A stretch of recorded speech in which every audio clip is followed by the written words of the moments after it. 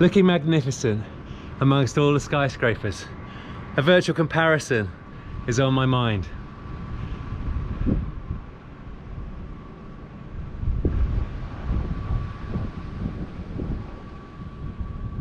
What a morning. Well, welcome one and all to the Bike Racing Without Mercy training vlog. And today I'm going to touch on the 5 different fat loss tools that I've been discussing over the course of the last 5 vlogs, and how I personally use them to encourage fat loss and improve body composition, and also some progression in terms of WKG on the bike. Those being how I'm mindful of what I eat and when I eat it, why strength training is important to both injury prevention, athletic performance, and also body composition and improved body fat or reduction in body fat, why intensity matters for any fat loss program, why I personally value fasted training, and why structured training and progression is critical to both fat loss and, of course, improved athletic performance, including the power on the bike. However, ahead of that, I thought it might be a little bit of fun to do another real-world comparison versus Zwift. This time, my max effort, full gas attempt in real life across Tower Bridge. During the peak of the initial lockdown in London, there was no cars or traffic. It was as safe as environment as could be. Versus the virtual one right now here on Zwift. Here we go. It's an unusual way to start the day's training, I'll grant you, but very exhilarating, and as you'll see, pretty effective, because my nervous system is fully ramped up as a result. And I adore the sensation of training indoors or out, trying to hold on to the delivery of the prescribed power for any given effort. An enticing combination of adrenaline, heart rate and endorphins, and very empowering as you discover that your body will oblige, albeit head down wouldn't do in a bunch sprint outdoors in a crit. And as we move on to the real world attempt, I'd be very grateful if you'd like and subscribe.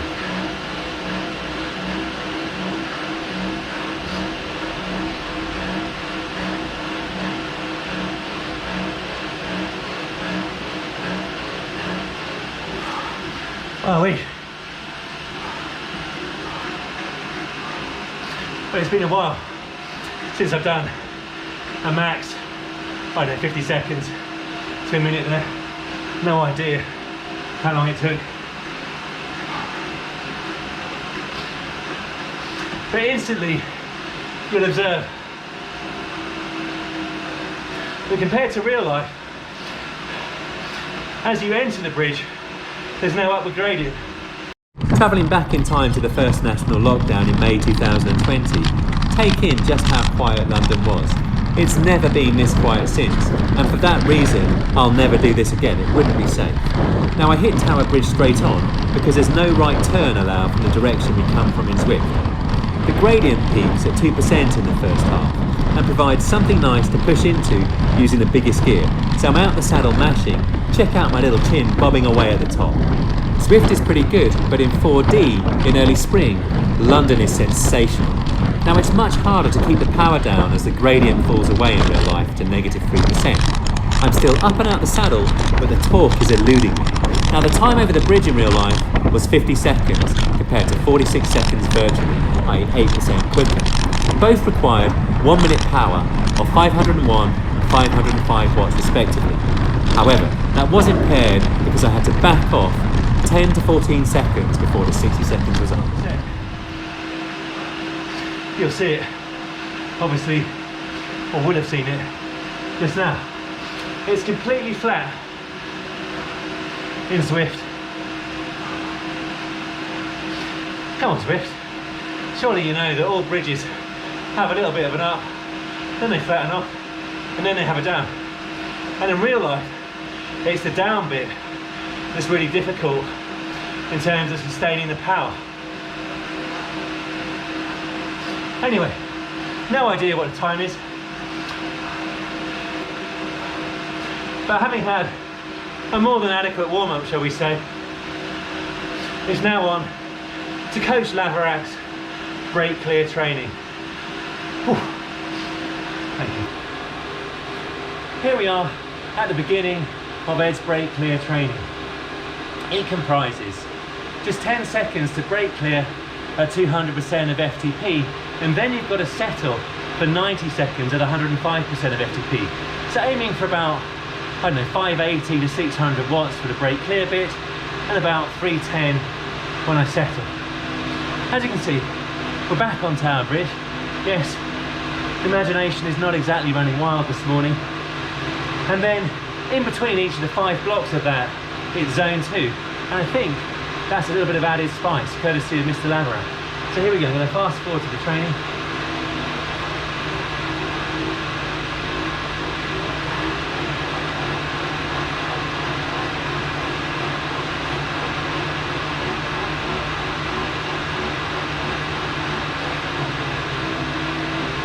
Now to settle.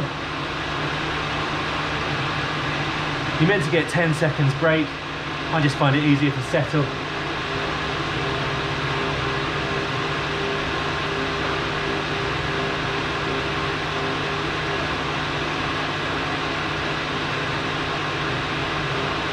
Focusing on the breathing, nice circular pedal motion.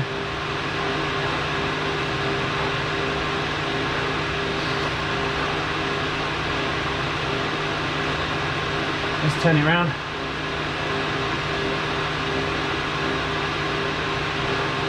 Now over January, I've ridden fewer kilometres than I did over December, but at much higher intensity, and definitely that's been helpful.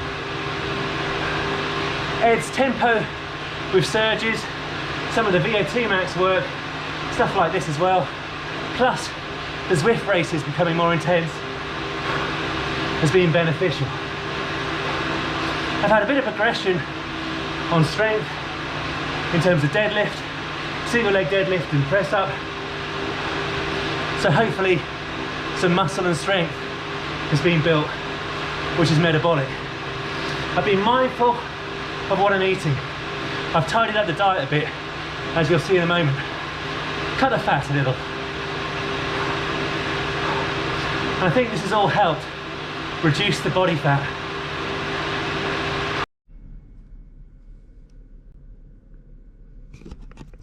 Well, you may remember that little pie chart from the first vlog in this mini series on fat loss or improved body composition, where for one day only I tracked how many calories I was eating and what was the macronutrient content, i.e. the mix of protein versus carbs versus fat.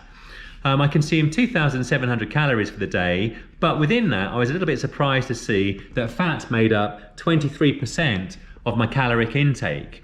Fat is a bit more expensive to consume than carbs or protein, because each gram of fat has 9 calories compared to 4 for the protein and carbs. Therefore, during the tidy up phase of my nutrition plan, I decided to be a little bit more mindful about how much fat I was consuming and basically reduced the amount of butter and chocolate consumed during the day. But at the same time, I increased the carbohydrate intake, definitely eating a lot more veg. Veg is filling, got loads of micronutrients, good quality carbs, fiber, that kind of thing to fuel athletic performance, but also more starchy carbs, bread, a lot more cereal and also rice. So I've got no idea whether or not I'm higher or lower in terms of calories, but during this period my weight, as I say, has gone from 64.5 to 64 kilograms. Over the same time, the volume of training on the bike has reduced a bit, but the intensity has increased. So I'm pretty happy with this kind of initial tidy up phase. And if you're looking now to move on to a period of sustained, slow, steady body recomposition, i.e. fat loss, then now is the time to consider 2 different tools in our armory. 1, the calorie content, and 2, the volume of exercise and or the intensity of exercise.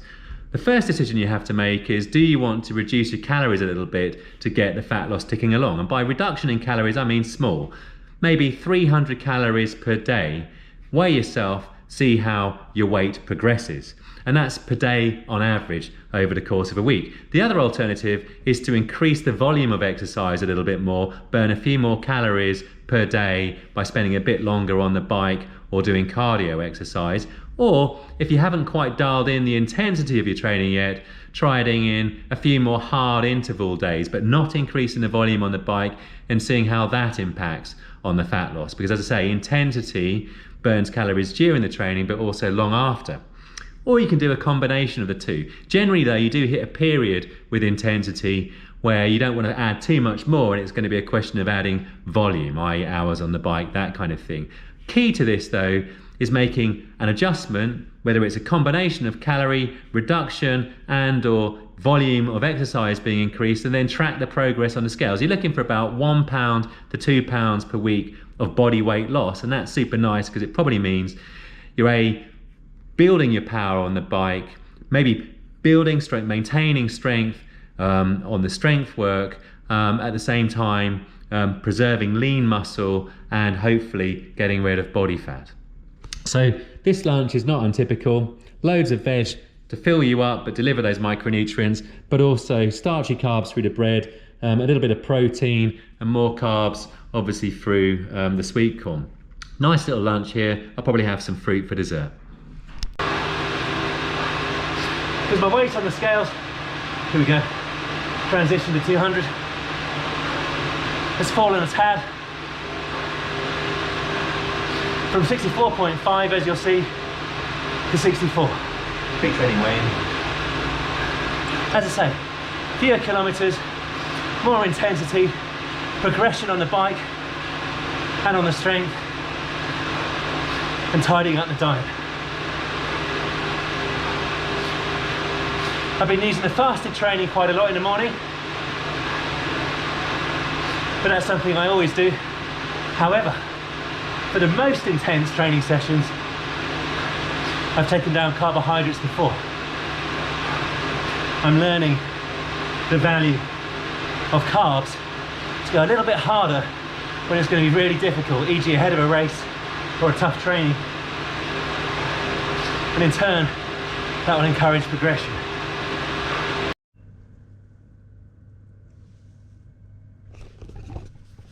Well, I hope you like my new Darth Vader Star Wars jersey today. It's going to be the last, well, long race certainly for quite some time until I'm fully recovered. It's called Quatch Quest and it encompasses Titan's Grove, which I absolutely hate. That rolling stuff isn't the best on 100% trainer difficulty on the Watt bike. And then you're straight into a climb up the epic KOM, a quick descent, and then it's straight on to Alpe de Zwift. So a lot is crammed into just 48 kilometers. It is a properly difficult race, so the level of concern is high. Ahead of the racing, I've been experimenting with cornflakes, a bit of the almond milk and some sugar. I'm finding that the solid carbs are actually helping a little bit, and then obviously I have soluble carbs during the race. This zone 2 is definitely going to make the sets harder. It feels good, but it's not the same as recovering at 50% of FTP. Yesterday was my best ever race, the Quatch Quest. Emotional, end of Titan's Grove, epic KOM, and then a climb on Alpe de Zwift. All went okay actually, P12. And check that out, how pretty is that? See, vlogging, live streaming all in one. Right. But definitely, that's indicative to me of progression in fitness, but also small reduction in body fat, i.e. slightly improved WKG. So I'm bringing together all of the tools, and I haven't even yet resorted to a reduction in calories, really. Maybe slight, for cutting the fats a bit, but I've also upped the carbs. And I haven't added, as I say, any volume. So there's a lot left in the armoury here, you know, to encourage a bit of fat loss once my operation is behind me and I'm recovered. Albeit I'll probably put on a bit of weight during a period of inactivity. These zone 2 recoveries are very clever from it. They get you used to recovering at a good level of work. Also, I find it's helpful to keep the heart rate a little bit higher and ready for the next tough interval.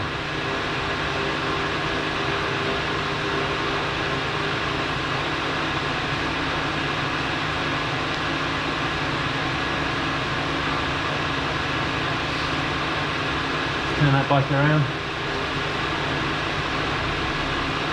I mean, how often do you get to ride backwards and forwards across Tower Bridge? Go to see the Zwift. And at these lower intensities, I do find the slower cadence can actually be quite comfortable and helpful. Feels nice. You can really focus on a nice pedalling stroke. I've been able to stay in a 220 to 240 watt range during the recoveries. Fifth and final hard effort coming up in just 10 seconds now.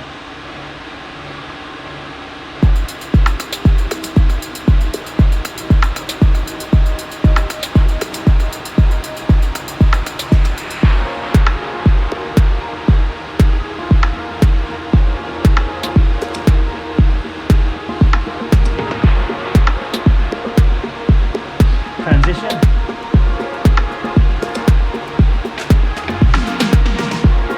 Now 310. Bring the cadence up.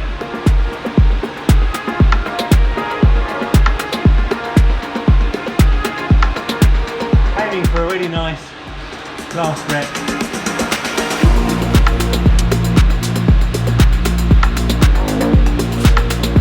In fact, all of them have been good so far. I've done this training fasted on just the amino acids and cold coffee because it's relatively short. I ate plenty of carbs yesterday.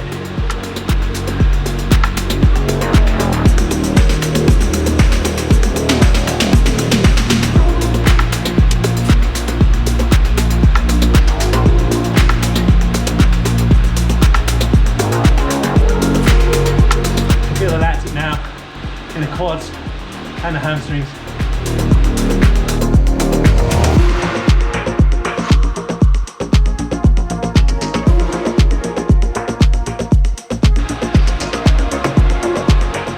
Transition to 20 to 240 now.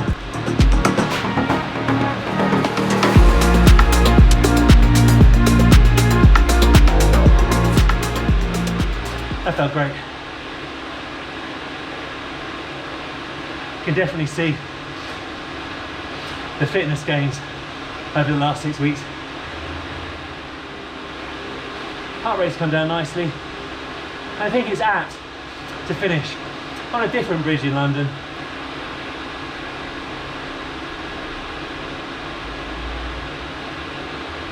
Yeah, this training is lovely.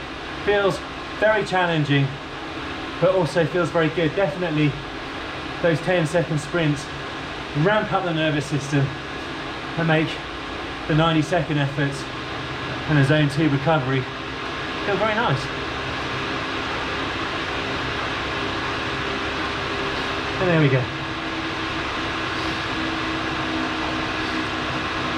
You see the heart rate recovered well. Obviously added a bit more intensity on that final 5-minute recovery.